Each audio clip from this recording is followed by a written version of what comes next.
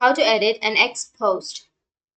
So if you want to edit an X post or a Twitter post, then what you need to do is you just need to open up a browser, any browser that you are comfortable with. Make sure that you have a stable internet connection. Search for x.com or twitter.com and make sure to log into your account. Once you've logged into your account, now you need to go for the upper left, which has that profile option.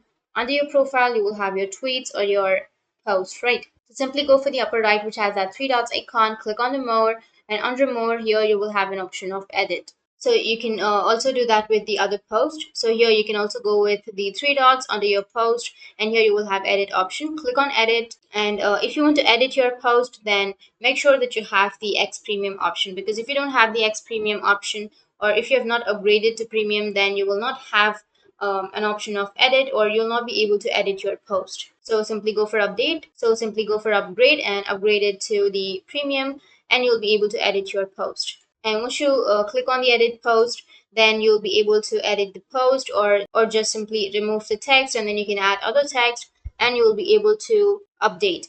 You can simply click on update and your post will be updated or edited. And that's how you can edit an X post. And if you have any questions, feel free to comment below. Thanks for watching.